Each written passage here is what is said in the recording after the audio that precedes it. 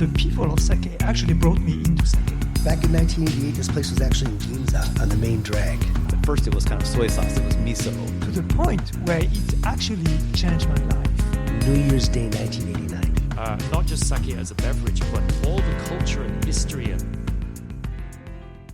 Welcome back, and thank you for tuning in to another episode of Sake on Air, the world's first podcast dedicated to expanding the dialogue surrounding Japan's iconic beverages, sake, shochu, and of course, awamori.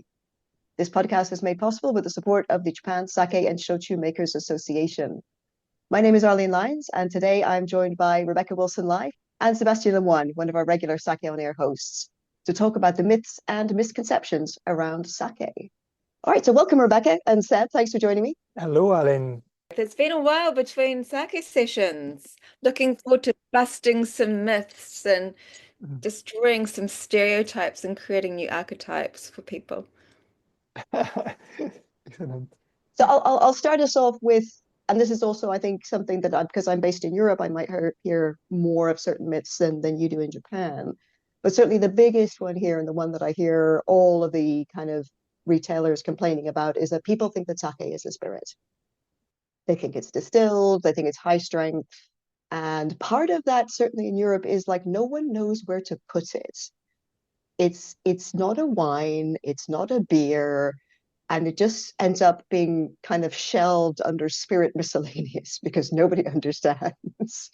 Well, that's an easy, misconception to have, because when you look at sake, well, number one, it's often mistranslated as rice wine.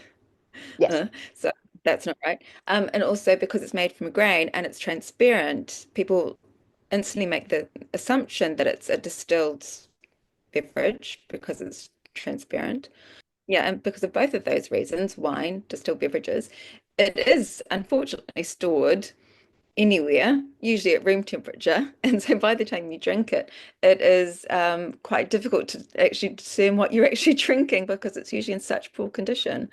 And I think that also there has been, what I've observed when I lived overseas, when I was living in New Zealand, sake being drunk in shot glasses and people drinking it like in one shot and go, that's so strong. Well, it's 15% alcohol, so you're getting a cheap buzz. Yeah, that's a very important point. Associated with sake is a spirit, there is this idea that sake is very strong. It's very strong in alcohol. And as you just said, the very important word, sake is a fermented beverage with a 15% alcohol content. There's also the thing, and you see this as well with the UNESCO listing, because it talks about sake, but it covers shochu.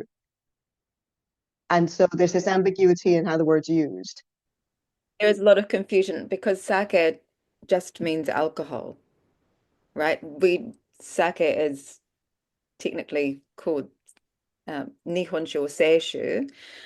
Once we know that those are the things that we're talking about, we slip into talking about sake, because once upon a time there was only one sake in Japan, the sake that we now call nihonshu or whatever. But with the introduction from overseas of distilling practices, there were more than one type of sake, and hence I think the confusion. But I think there's also a lot of confusion within Japan, even amongst the Japanese population. I remember going to a very, very fancy bar, very, very swish kind of place, and I said, oh, you've got sake on the menu. They served me sake, and I immediately knew from the burn that they had just served me shochu. And I turned the bottle around, and sure enough, it was 25% alcohol, and it was a junmai. It was called a junmai, like a junmai shochu, but because a junmai written on the front of the label, the bartender thought it was a junmai sake. Right, so there's a lot of confusion within Even in Japan. Yeah. And adding to the confusion, sometimes the labels looks a little bit the same behind a bar. I mean, I'm talking shochi bottles and sake bottles, so it doesn't help. Yeah, I mean, so this is not just an international myth-busting session. There are definitely myths within Japan that we need to also help to reinforce some clarity around. Rebecca, you mentioned a technical word, which is seishu, which we can translate as clear sake or filtered sake. So I just want to take that opportunity to talk about this word and say that there is one myth as well, or one misconception about sake, is that sake is always clear and related to that seishu name. And of course, it depends on the country, because in the US, for example, we know that nigori, so cloudy sake, is sort of a mainstream product today. But Alain, I think you won't disagree with me that in Europe, we still don't see a lot of nigori sake at restaurants, and that kind of explains maybe that kind of misconception about the breadth of what sake has to offer, not only in terms of aromas and flavors, but in terms of texture as well. I think here, this certainly, I'd like, even if I go to a Japanese restaurant with a good sake list where kind of they should know what they're doing, I've had the experience that the waiter comes with a nigori, and obviously it's been left to settle, and then they don't remix it before pouring. And I'm just like, whoa, stop. And so I think fitting in with this issue of the serving size, prompting people to think that sake is some kind of spirit, you have beautiful, beautiful traditional ceramics that's, or sometimes traditional glassware that you see sake served in. And then I think people think like, oh, well, I could like try some sake, but I don't have the little tokuri, the little flask, and I don't have the little cups. And I'm always just like, you don't need that. You need a wine glass. I use a whiskey tumbler sometimes, but like there's absolutely no requirement to invest in expensive imported, or even if you're Japan, domestic accessories for sake. You can be much more relaxed about it. Use what you have.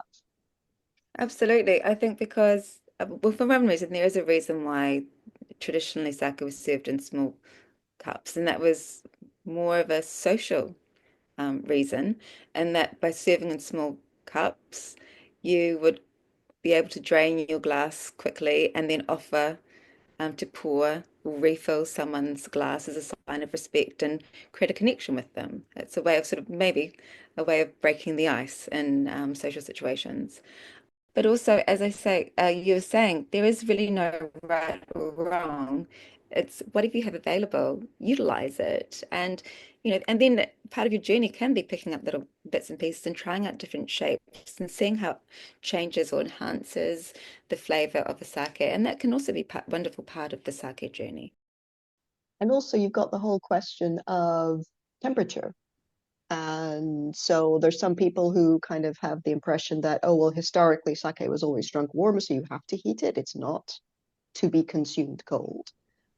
And then you've got other people who would say that kind of like, oh, if sake should be served cold, and if you get a sake that's served warm, then that's kind of suspicious. When I lived in New Zealand, it was only served hot, straight out of the microwave. The only other kind that was in town. And I remember it because it burned the roof of my mouth. So I was told that that's how authentically sake was served. And so again, if that's the first piece of information that you get, and it was from Japanese people, I believed it. It wasn't until I came to Japan knowing that there's much more nuance to it than that. So, there's again, I see when I go overseas on menus, not here in Japan, but I see it overseas, the sake list, beautiful sake list with extensive, incredible sake. And it's served hot or cold. You can choose hot or cold, but not all of these sake seem to be appropriate for serving cold or serving hot. It's a bit sort of case by case, depending on the specific characteristics of the sake, or depending on maybe the time of year, or depending on the style of food that it's being served with. It's much more nuanced than just hot or cold. Nothing to add here, and we actually have, I think, an episode on the topic coming out. Yes. Well, stay tuned for more info. But I mean, I drink okan almost every time I go out, even in summer. I drink okan, or so warmed sake, because also I think there's also a bit of a a myth that we need to debunk is that it's hot or cold. Um, Warmed sake or okan is basically anything that's above room temperature because it's going to require some kind of warming to bring it up to that temperature. And I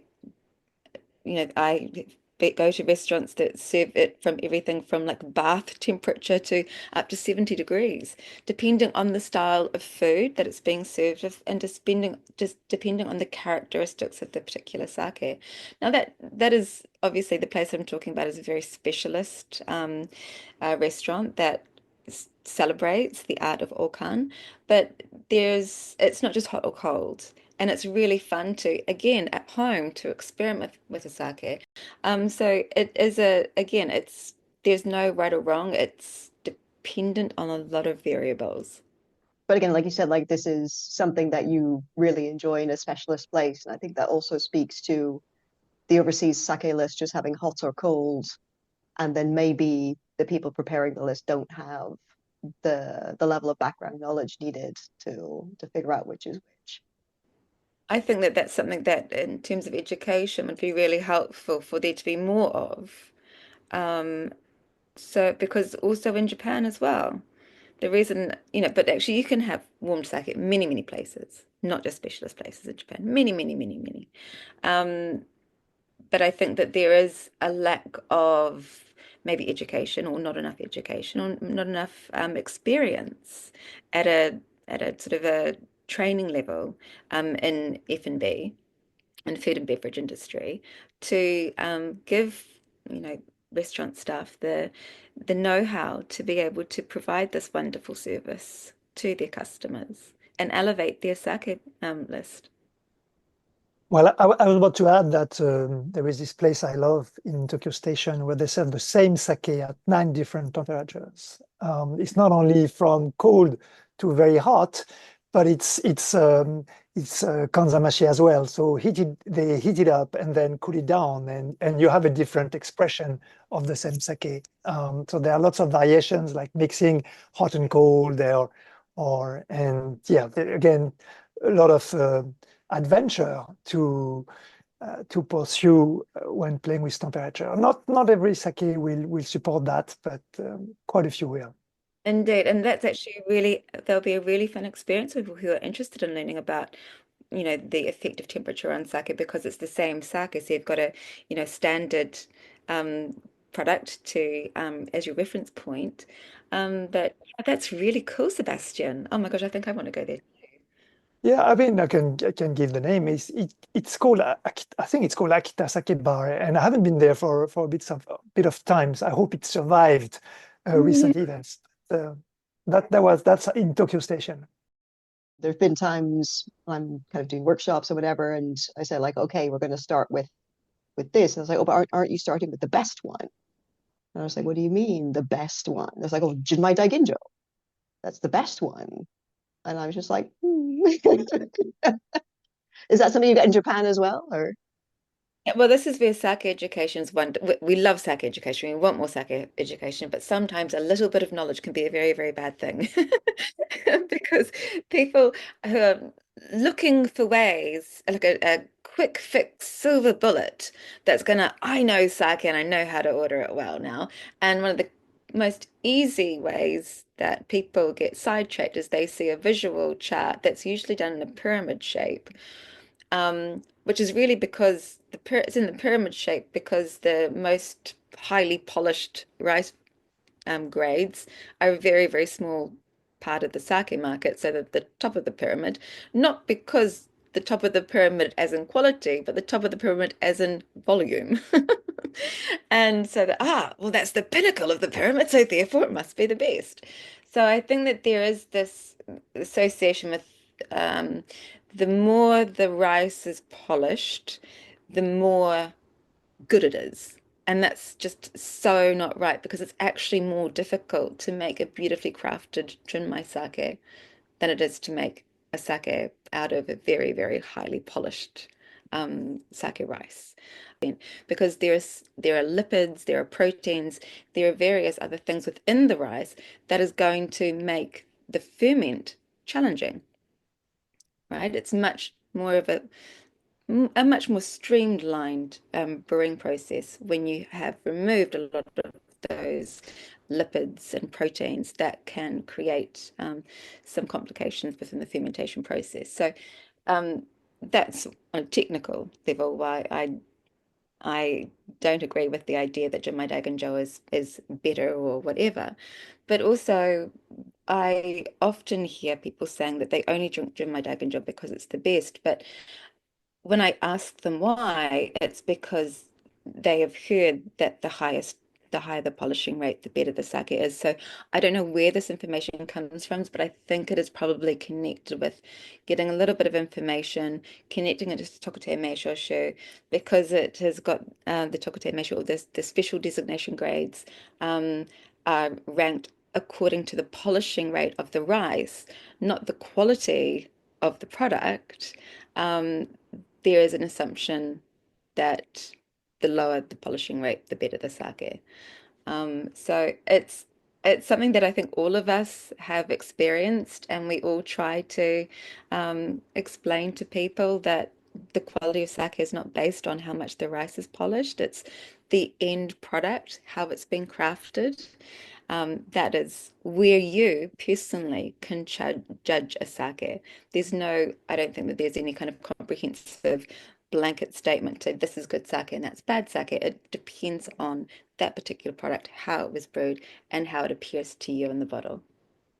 What does not help customers' judgment as well is the price matrix, because it is true that traditionally in the last few years, Junmai Daginjos tended to be more expensive than the Gijos and more expensive than the Tokubutsu Junmai and the Junmai or the Tokubetsu Honjos. And so it kind of contributed to the perception that the higher the grade, even though sure we should say higher the grade, that a Ginjo grade or a Daginjo grade would be better than a lower grade, if only because the price was higher. But of course, the reason why the price is higher is slightly different, or there are other reasons. The cost of polishing in terms of raw material, in terms of energy, in terms of time, the way the sake is made itself, the way the fermentation is controlled. Now, what I do love, and I know that both of you love that as well, is to see all these sakes coming on the market today with a very high polishing ratio, which means that the rice has not been polished much, so it certainly cannot qualify for a Daiginjo or Junmai Daiginjo category, but still it manages to attract prices which are superior to such types, which just means that, and when I just hope that it will in time change consumers' perception as well.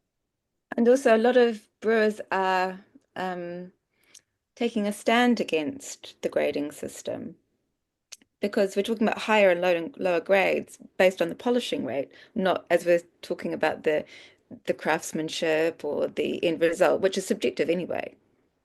What for you is the best sake is not necessarily what I think is the best sake, and vice versa, you know. So I'm really enjoying that a lot of brewers are now just releasing all of their sake as a blanket Junmai, which is designed to remove that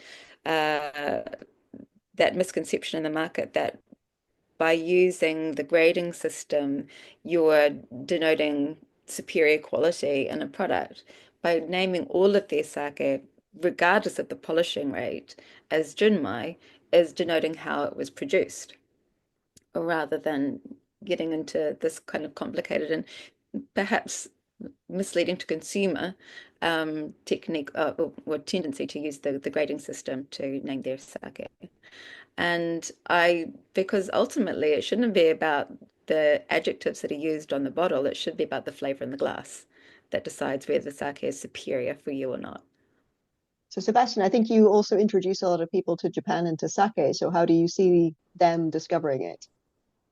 How do I see them discovering it? It's a bit sometimes frustrating for me when I see some of the people that I introduce sake to months or years after, and I ask them, so how many bottles have you bought this year? And they say, none. But when we go to the Japanese restaurant, we're going to have a little bit of sake. And I would certainly encourage consumers to enjoy the path of learning to discover sake and discover sake with all sorts of food. And here again, it's not complicated to pair sake with any sort of food. Sake is an extremely food-friendly beverage and will be a great match for most of what you prefer. I mean, there is nothing that will not be right, but it might be excellent, very good, or good, or just average. But certainly just enjoy that process of and the challenge of buying sake and pairing with whatever you cook at home. Absolutely. I mean, that's how I learned. I love the interchange between sake and food, and there's no right or wrongs. It's really just a process and a journey, a wonderful journey of discovery. And certainly, I mean, I've seen people have a lot of fun with it. There was a whole trend in London a few years ago. There's some very famous Indian restaurants in the center of London where they don't have the right license, and so it's bring your own bottle. And people would get together in groups and like bring nigori or bring ginjos in to pair with kind of some quite spicy Indian curries. And they would have a ton of fun doing that. And then, of course, there's cheese. I mean, I live in the Kingdom of Cheese in Switzerland, and you have the Salon du Sake in Paris. And for the last number of years, they've had a cheese shop come and have a stand in the hall with the sake producers, and it's absolutely wonderful.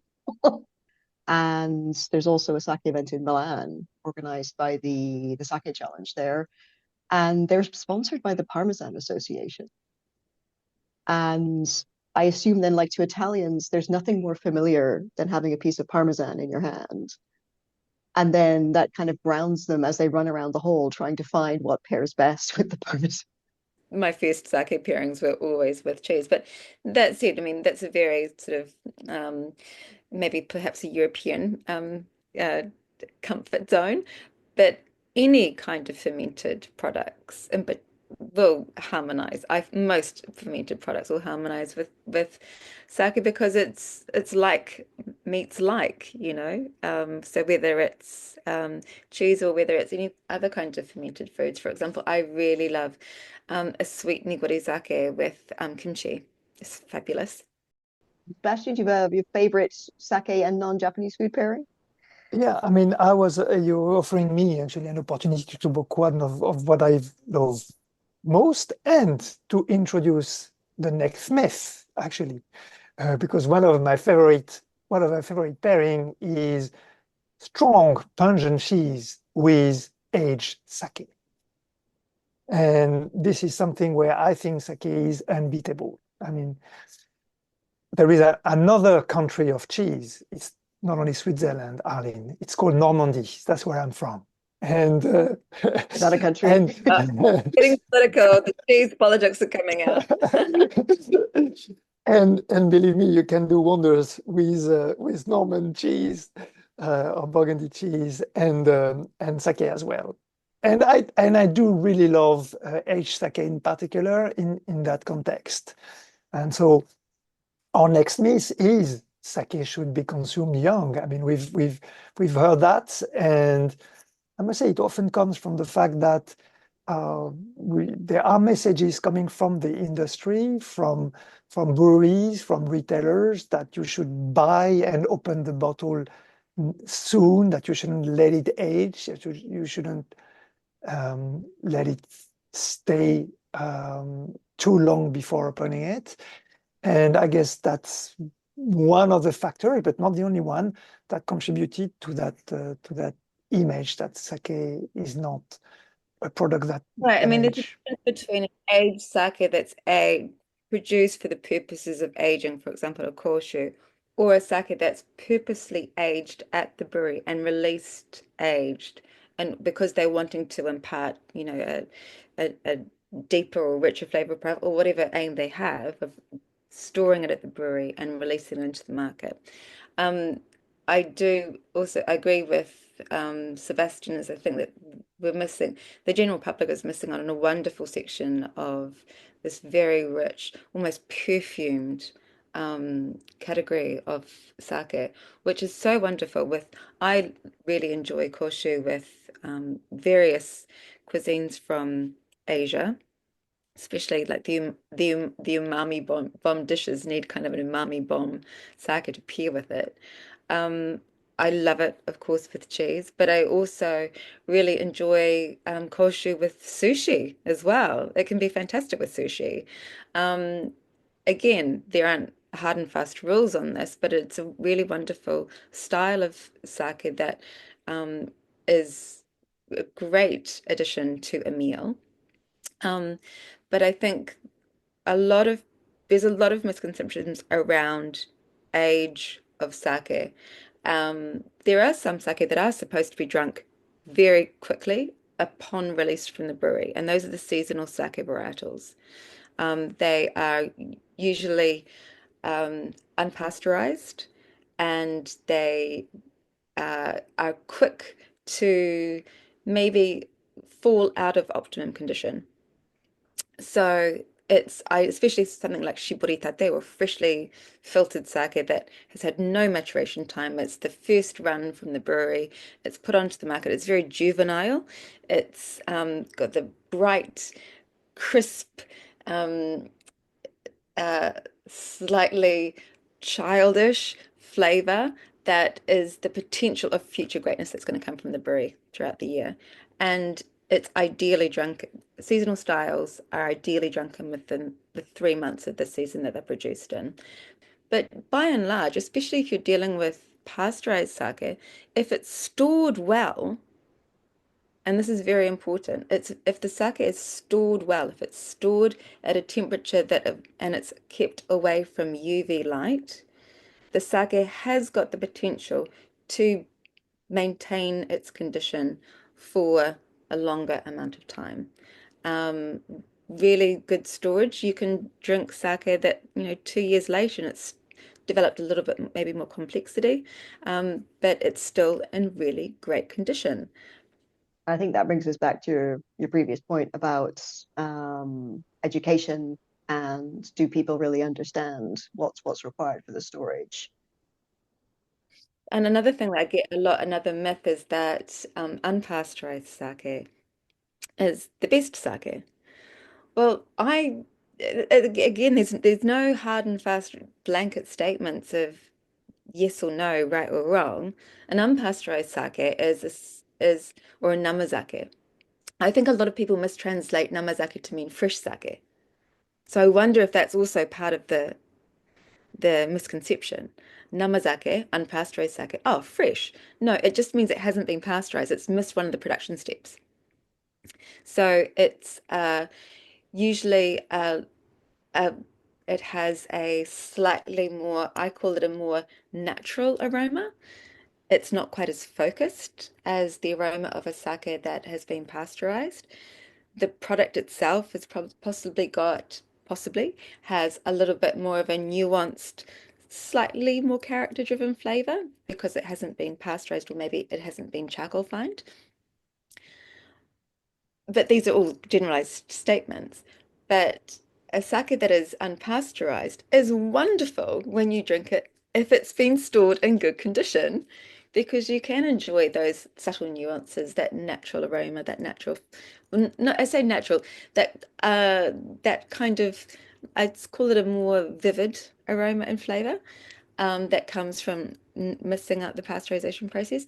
But also by not pasteurizing sake, you are exposing the sake to, which is a very highly sensitive beverage, to a lot of instability.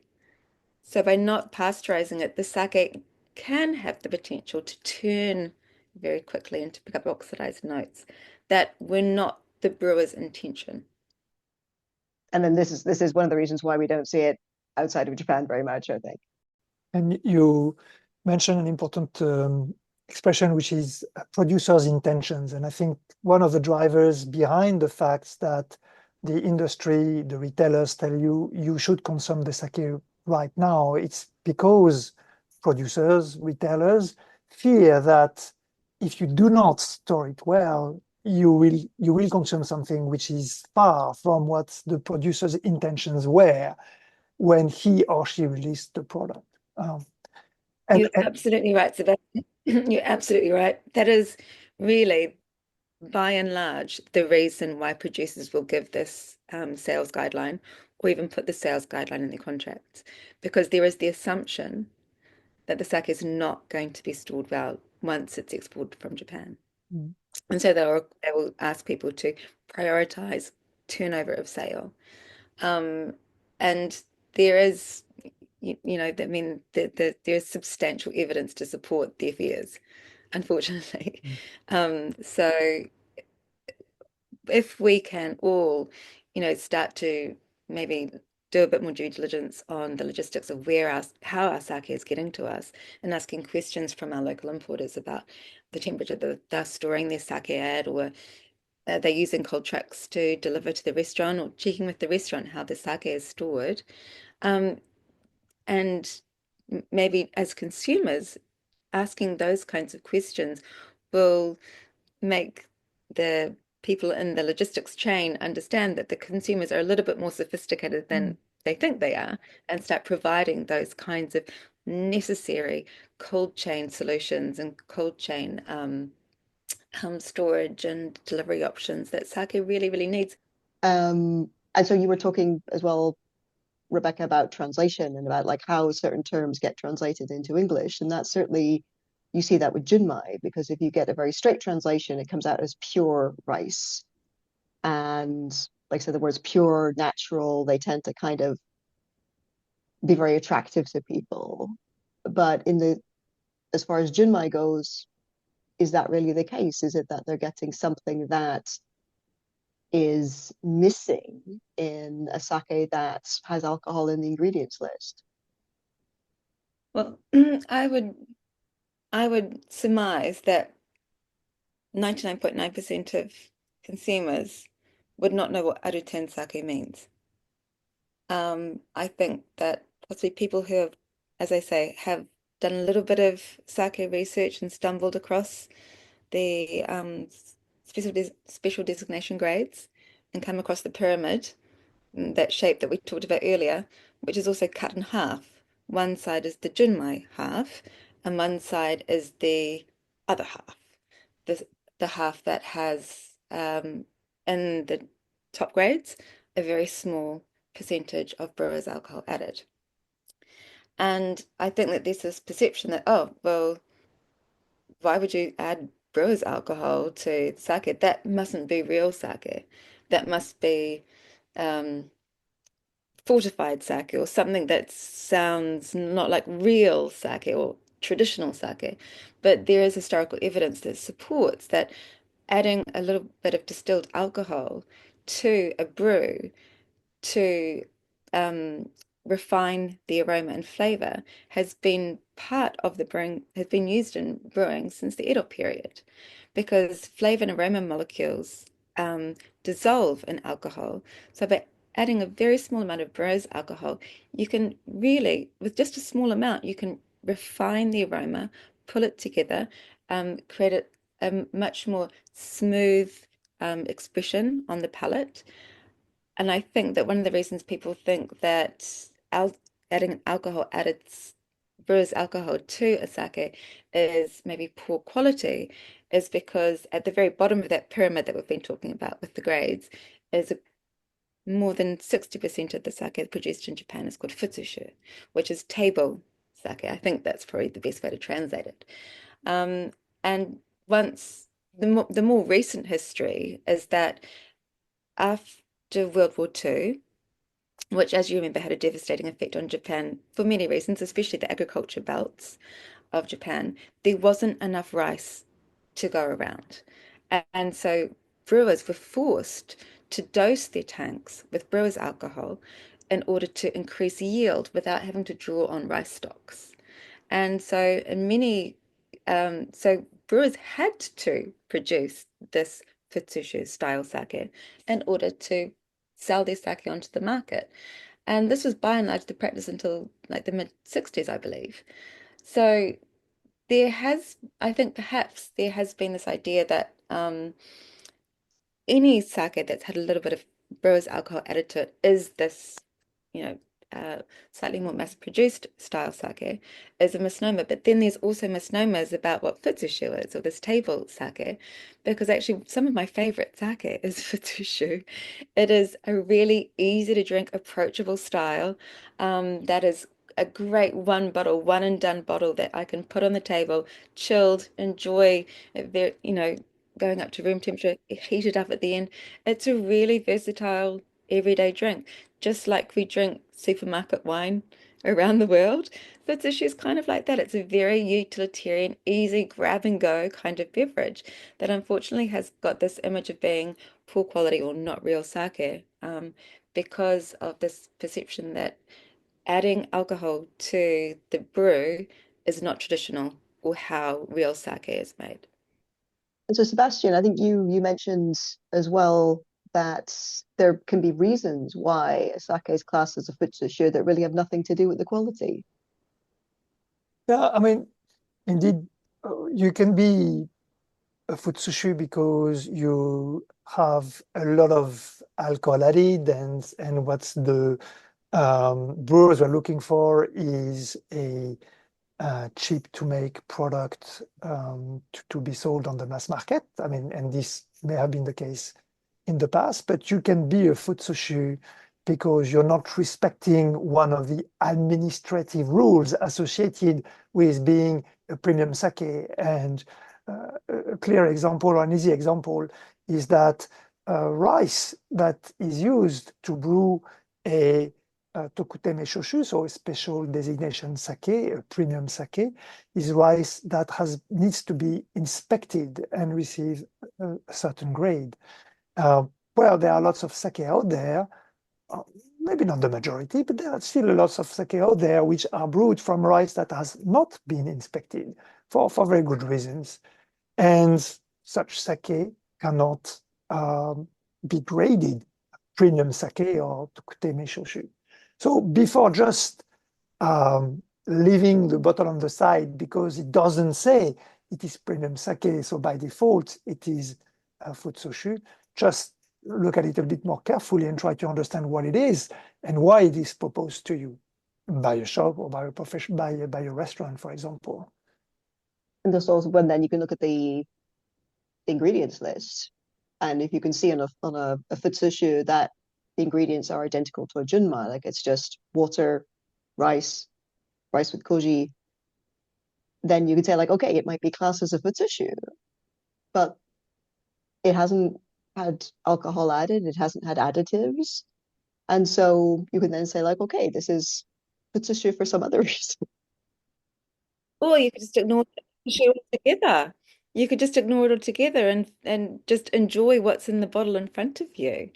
Because I think what we've kept on saying is ignore all the, you don't need to worry about all of these words and these descriptives. They've been created for a reason by the industry, usually tax. So, you can just ignore them and just engage with the bottle in front of you. And then of course, if you're curious, go down a rabbit hole. But I think that it's probably just easy for me. And again, there's no right or wrong. This is just my opinion. I think it's probably easier to have a great sake experience if you ignore a lot of those, adjectives that are used for marketing or taxation reasons. Sebastian, you agree? Yeah, I mean, I agree. However, sometimes, I mean, some of the questions that people ask us is, okay, I'm in a shop. What should I choose? What can I choose? How can I choose? Because of course, nobody has the time to try the whole shop or the money to buy the whole shop. So that's when possibly looking at the label can help you to make a decision. And I fully agree with you, Arlene, that if you're in that dynamic, so Rebecca, then looking at the information Not only, but not the grade. I mean, the grade is one of the information, but looking at all the information will help you to get a better idea of what this sake potentially can be. I actually find that more than this is just my personal experience, so it's not the hard and fast rule, is that I actually find looking at where the sake was produced gives me a better hallmark for what potentially kind of flavor profile I could be experiencing. Do you mean the area or Um, the brewery? yeah, because if I look at the map of Japan, I use that as kind of a really rough kind of guide. In far north, heavy, heavy snowfall during winter, very, very cold during the brewing season. So the temperature is very, very cold, and there's very few microbes, other than the ones that are required for the brewing process, alive and active in the air. So the flavor profile of the sake tends to be light, tight, with a little bit of sweetness, but quite crisp, clean, but slightly fuller style. In the mountain areas of the north, anything going towards the coastline will be much more clean and refreshing. Now you take that idea and you move it all the way down the country. Sake that's brewed in cold temperatures in the northern parts of the country tends to, not always, have a slightly lighter, more refreshing flavor. The sake that's brewed in the mountainous inner areas of Japan tends to have a slightly richer flavor profile than the sake that is brewed on the coastlines. Why? Because in wintertime, breweries and communities were isolated from the coastline and the ability to source fresh food during winter. And so the flavor profile of the sake of the community tended to be suited towards eating salted, cured, smoked foods, pickled foods, brined foods, even game meat. Whereas on the coastline, when there was more access to boats and supplies, they would have more access to fish, maybe more fresher ingredients. So the flavor profile of the locals tended to be lighter and crisper and more refreshing. As you move southwest, the temperature of the country warms up, and so the temperature of brewing during winter also increases. And so just the nature of that temperature shift can lend itself to a more robust fermentation process in the brew. That said, most breweries are temperature controlled these days, but traditionally the sake of that area would have been richer, fuller, broader, a little bit more punchy, because the fermentation process would have been more robust given the warmer temperature during the brewing season. And again, you can apply that same idea of as you move southwest. So that's sort of one of the ways that I personally use to get a very, very, very rough idea of a sake when I don't know anything about it. I don't know, certainly like from talking to people who are actually brewing, they've certainly always described the addition of alcohol to me as a tool. And so if I talk to brewers when I'm in Japan, I say to them, like, look, there's this focus on junmai that I see in Europe, and sometimes also junmai and nama, and people see it as superior in some way. And the feedback I get from them is always not to us. Like they don't see producing a junmai as being in some sense superior to producing a sake with added alcohol. And I think also it's important to understand how much alcohol is added, particularly if you're talking about a premium grade, non-junmai sake.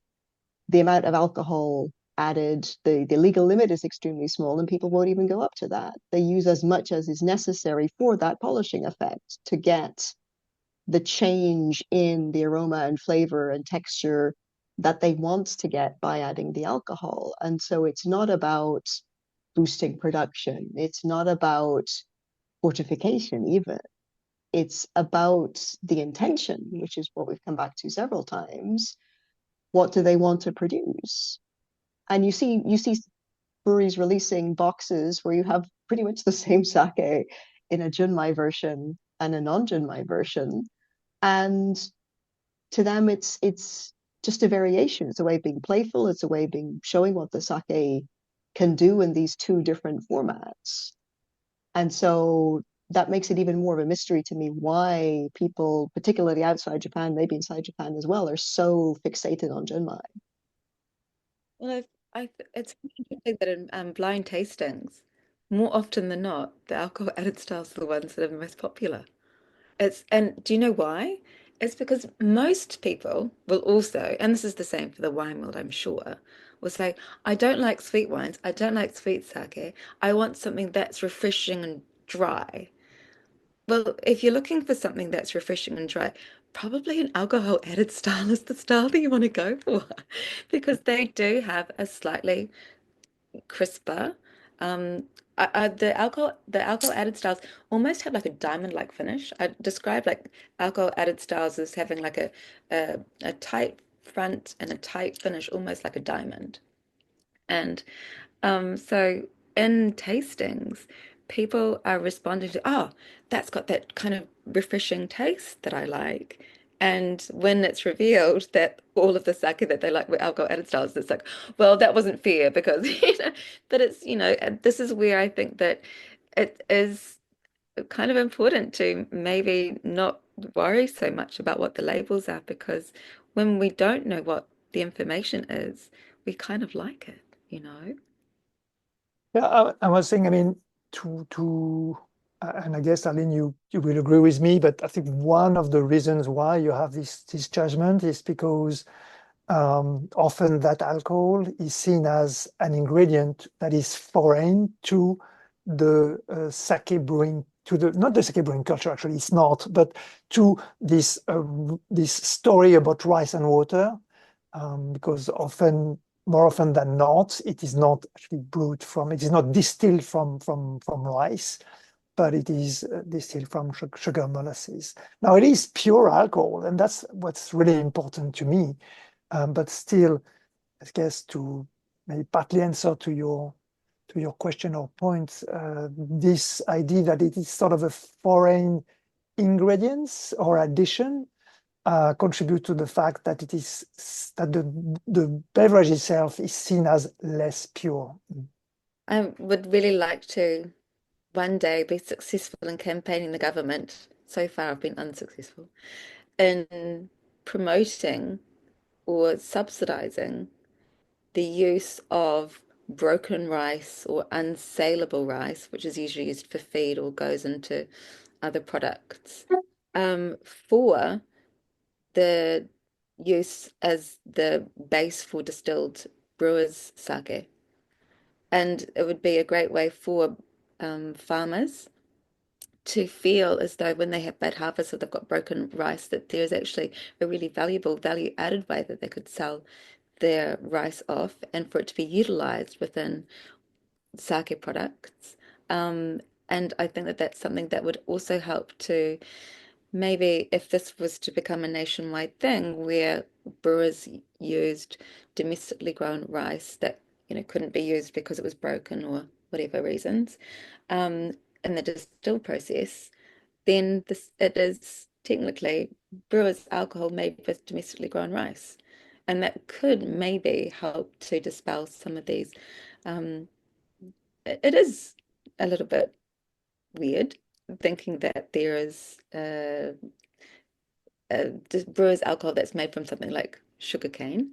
So it could help to address some of those consumer um, questions or uh, the discombobulation in the market by creating some kind of solutions like that domestically. I fully agree with that, and it would actually strengthen the story dramatically. And I'm sure I've seen one brewery doing that. They actually distill their own sake and then use that as their brewer's sake. And also it can be done with sake kasu as well. It doesn't have to be the rice. You can distill your sake kasu to use for the brewer's alcohol. So it's almost like creating no waste system because often sake kasu will be sold off to pig farmers or to be used in, the food chain some other way. But it actually can be reused within the brewery to be the base for distilling. Leave some for the pigs. I love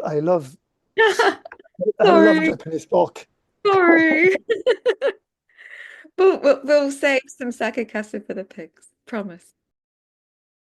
Myths usually come in human history from us not knowing. Why does the sun rise? Well, the ancient Egyptians said it was because Ra got in a boat and sailed across the sky, because we didn't know things, we we filled the gaps with information that gave us comfort or knowledge that gave us comfort. So I understand that there are a lot of myths around sake, which means that more education needs to be done, but also maybe sometimes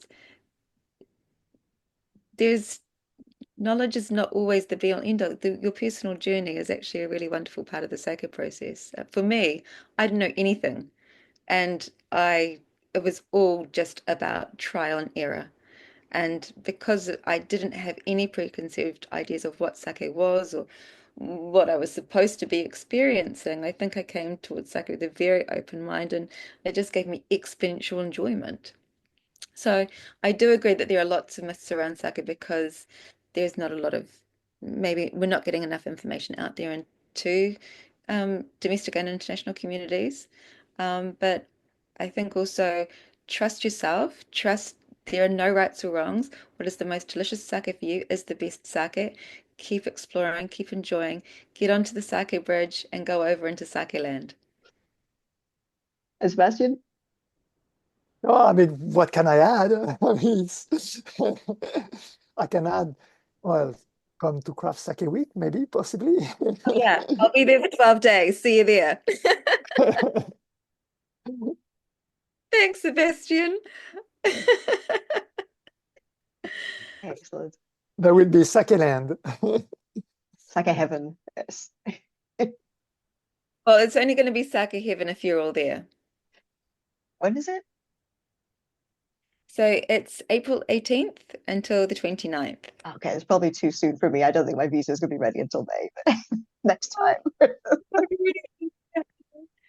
So there'll be a lot of sake, and there will be no tests. There will be no tests taken at the end of the day. Just come and enjoy. Excellent.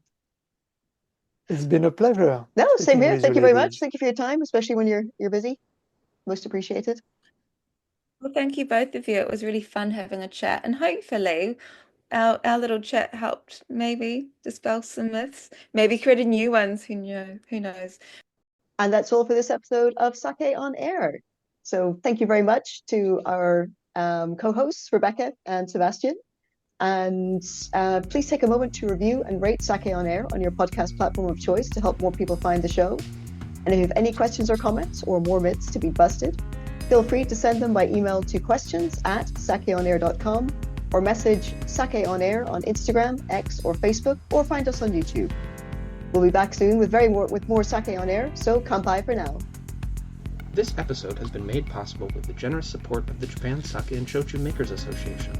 Sake on Air is produced by Export Japan, and our team is Justin Potts, Miho Ota, Cindy Bissig, Sebastian Lemoine, John Gottner, Chris Hughes, Rebecca Wilson-Lai, Marie Nagata, Christopher Pellegrini, Arlene Lyons, Shuso Imada, and Frank Walter.